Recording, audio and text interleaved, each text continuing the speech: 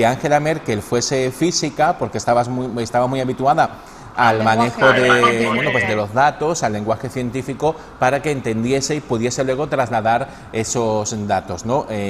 Por eso también el apoyo de los científicos y de la comunidad experta es más necesario que nunca, ¿no? Sí, yo pienso que yo no soy nada partidario de la tecnocracia.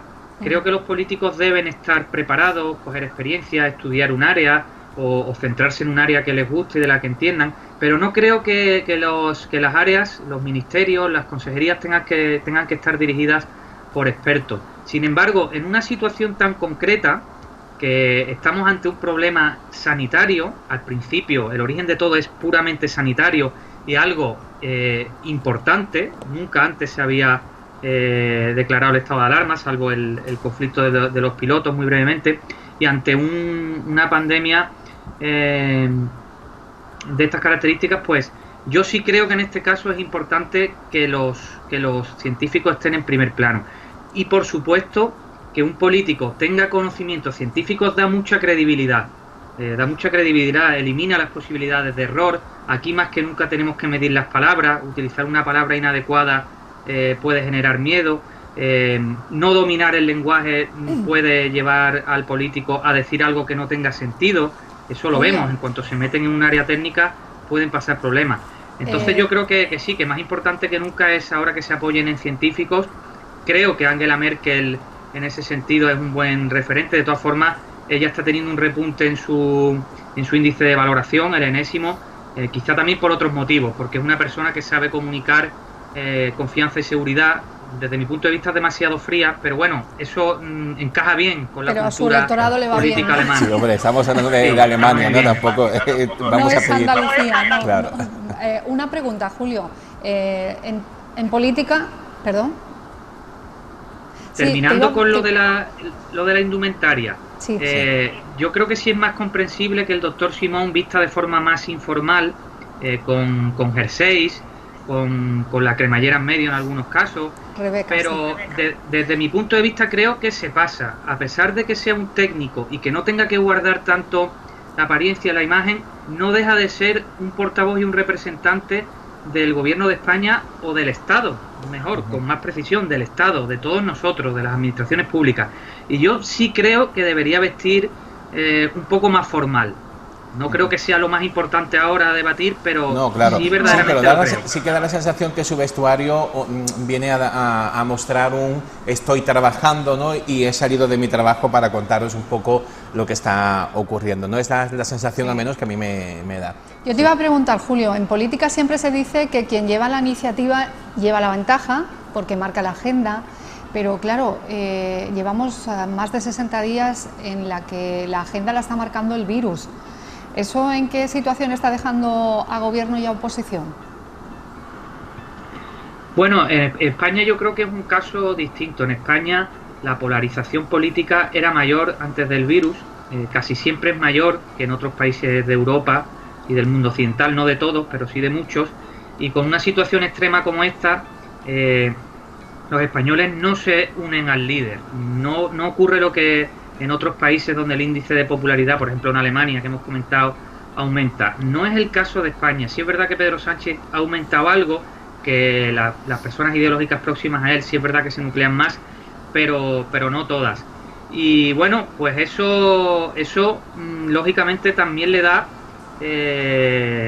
la iniciativa al virus, porque muchas veces o todas en estos meses las críticas al gobierno, el debate se centran en cómo evoluciona la pandemia, en los datos de la pandemia y en cómo resultan las medidas.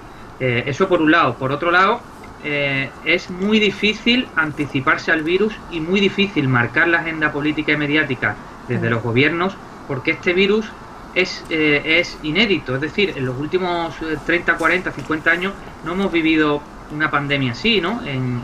Durante la Primera Guerra Mundial se vivió la gripe española, pero en los últimos años no se produjeron pandemias. Es verdad que la gripe aviar amenazó con ello, que afectó duramente al sureste asiático, pero no llegó a Europa. No llegó a América del Norte, y ese fue uno de los motivos por el que se subestimó el peligro del coronavirus al principio. porque se había dicho que viene el lobo y al final nunca vino. Entonces, creo que sí, que es difícil en una circunstancia como esa marcar la agenda, porque las actitudes casi siempre, salvo algunos gobiernos, están siendo reactivas, no preventivas, porque no se sabe cómo va a reaccionar el virus, y a veces incluso los gobiernos quieren ser, a riesgo de que les salga mal, demasiado prudentes. Y entonces es verdad que la agenda la está marcando el virus. También la está marcando porque los consumidores de los medios de comunicación están ávidos de noticias y de novedades sobre cómo funciona el virus. Entonces vemos muchas veces que la noticia, yo en Radio Puerto, por ejemplo, lo tengo monitorizado, el número de contagiados es la noticia más interesante todos los días, haya muchos, haya pocos. Claro. Vemos cómo muchos ciudadanos están pasando de la política, les interesa la política, pero no ven mucho el rifirrafe entre gobierno y oposición. De hecho, generalmente está mal visto que haya peleas políticas, incluso en España. Sí, pero ese interés, Julio, del que hablas, ¿no? Nosotros también lo detectamos, que lo que interesa realmente es saber el número de contagiados, el número de fallecidos, en qué zonas, un poco también provocado por el miedo, ¿no? Por saber si tenemos cerca o no esa posibilidad de contagio, sí. También, por ejemplo, otras noticias que interesan mucho es cómo va a funcionar el virus en los próximos meses, porque todavía no lo sabemos. No sabemos por si el temor a volver a pasar por lo mismo, ¿no? Claro, no sabemos si va a ser un virus estacionario, no sabemos cuánto tiempo va a tener la vacuna, si con el calor va a desaparecer, no está confirmado, si al pasar la enfermedad ya te inmunizas o puedes volverla a pasar. Todo eso los ciudadanos están a la expectativa de ello, consumen noticias de ese tipo. Hemos podido saber también que Ortega Smith, el secretario general de Vox, está sufriendo unos trombos ahora en las piernas, los pulmones, como causa del coronavirus. Sí, es decir, que es un virus que deja... Estas noticias también interesan mucho, porque muchos enfermos se han curado, y un 5% de la población, ¿no? Que no es nada desdeñable, en Madrid mucho más que en Andalucía, por ejemplo, y todas estas personas, pues lógicamente están deseando saber si hasta qué punto esto deja secuelas. Claro. Entonces es difícil que los políticos marquen la agenda, es complicado. Es muy complicado, sobre todo cuando estamos en un escenario en el que todavía no habíamos luchado, ¿no? Eso es lo que está dificultando mucho tanto la agenda política como la vida general de todos los ciudadanos, que están un poco a verlas venir, tanto en el ámbito de la salud como en el ámbito empresarial o laboral, ¿no? Julio, te vamos a dar las gracias, como siempre, por acompañarnos en esta mañana. Y bueno, que tengas también buen trabajo y a cuidarse mucho. Pues igualmente, que os cuidéis mucho, muchas gracias por llamarme y enhorabuena por vuestro programa, porque la verdad que es muy interesante, tiene mucha calidad. Yo creo que a nivel de televisiones locales, provinciales, de lo que más calidad estoy viendo. Pues te damos las gracias, Julio, muchas gracias. Gracias por esas palabras de aliento y que vaya todo muy bien, compañero.